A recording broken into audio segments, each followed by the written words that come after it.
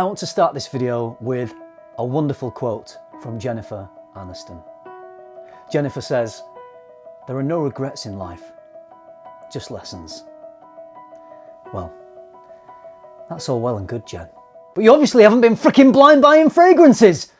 Let me tell you about some of my regrets.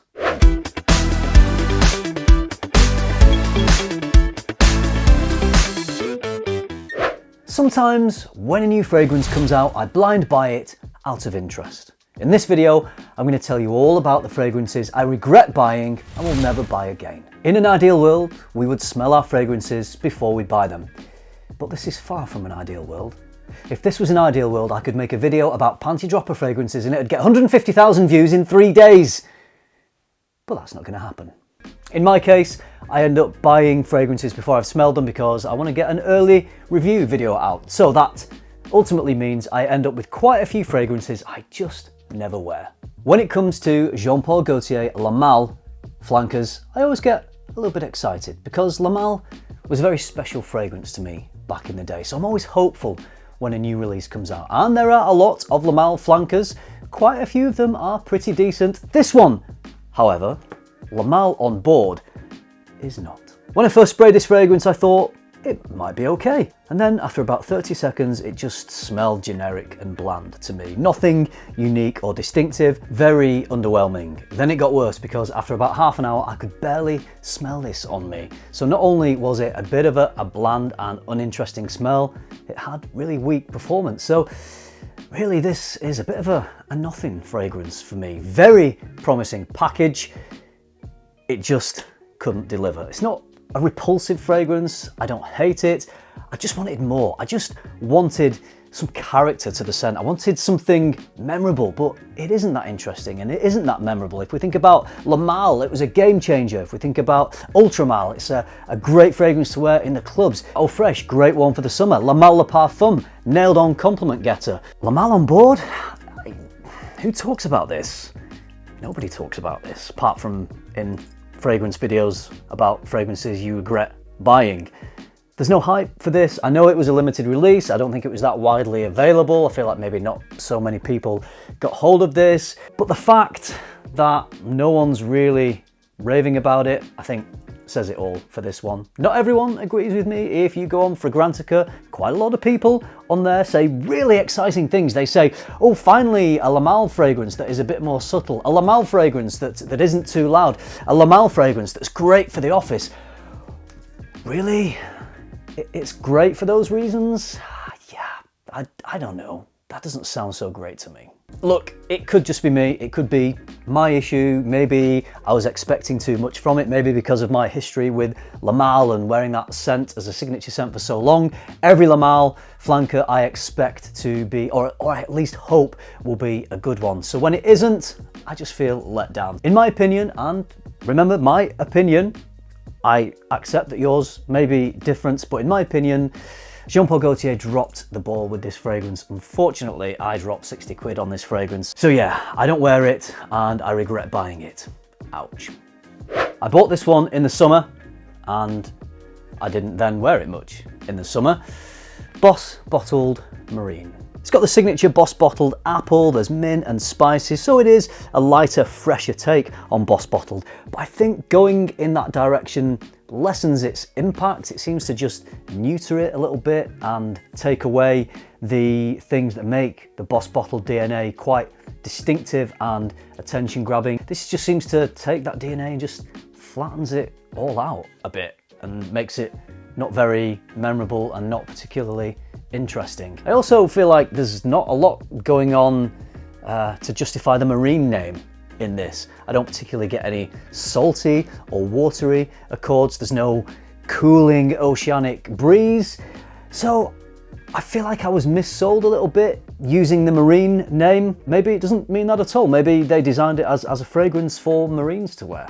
As an oceanic marine scent, it doesn't tick that box for me. It's okay. It's not an awful scent. It's actually quite nice. And if this had really good performance, then maybe I would wear it a little bit more, but it doesn't. I don't find the performance on this is that great. Whenever I get a lighter, fresher scent, I often wear it for the gym because I want to see how it performs on warm skin. Maybe skin warming up will unlock the notes of the fragrance, maybe it will perform better, maybe it's designed to be worn on warmer skin. Sadly, in this case, it didn't. Nothing really here to make me want to wear this fragrance. This one was a regret. I actually think this next one is quite a well put together fragrance, but I just never wear it. It's a 2022 release from Zadig and Voltaire. It's This Is Him Vibes of Freedom. Catchy name.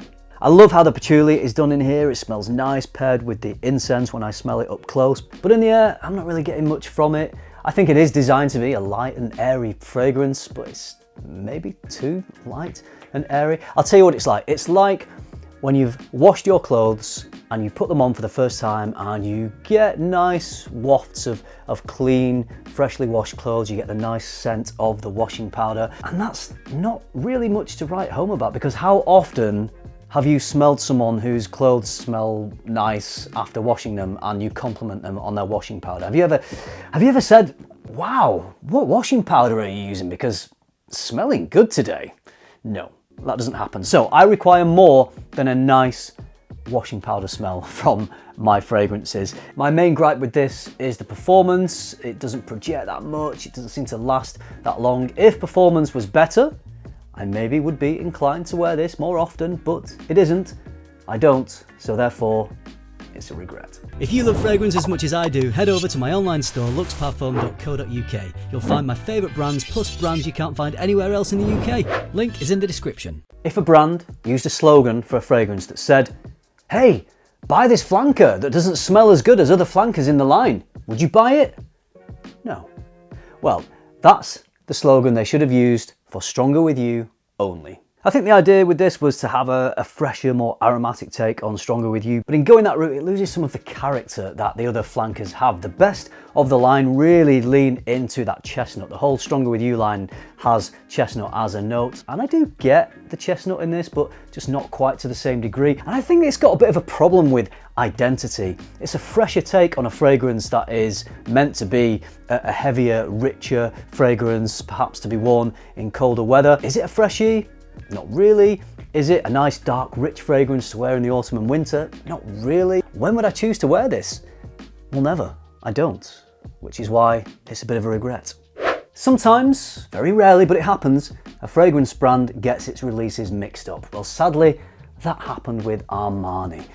Everyone makes mistakes, Armani. Don't worry about it. But what you did, Armani, I don't know if you know, but you put Armani code Parfum in the EDP bottle, and I don't know what you put in the code Parfum bottle, maybe an EDT, just to let you know. Don't know if you want to do a recall or anything, maybe it's too late for that. Armani code Parfum, not what I thought it was going to be. And it's not what I thought it was going to be because I was expecting good things. I think after Dior released Sauvage Elixir, they changed that enough to create a different scent profile. They made it more muscular, more complex. Good flex from Dior, but Armani didn't flex because code Parfum doesn't do any of that kind of stuff. And I actually prefer the EDP. I think it's stronger and a bit more complex and more impactful. It feels to me more like what a Parfum would be. Maybe my opinion on the Parfum has got mixed up in expectations. I feel like Armani had a chance to do something good here, create something different, create something unique, but unfortunately it falls way short of Profumo and Code Absolute, which I absolutely love. So I regret spending £75 on this little 50ml bottle, but the lovely free toiletries bag I got with the fragrance makes up for it just a little bit. And I tell you, I use this way more than the fragrance. Yes, please. No, thanks. On to the last one, and this may shock you. One of my biggest buying regrets when it comes to fragrances is Roger Parfum's Enigma. Yes, I said Enigma. Or if you're in the States, Creation E, which is not as good a sounding name, is it? Sorry about that, everyone in the United States. I spent £250 on this. It was my first full retail niche fragrance purchase, the most expensive fragrance I'd purchased at the time, and still is really up there with how much I've spent on a single fragrance. Of course, I love the boozy, creamy, cola goodness of Enigma. It's my favourite fragrance, but this is the EDP. Since buying this, I've got the Parfum and I've got the Parfum cologne.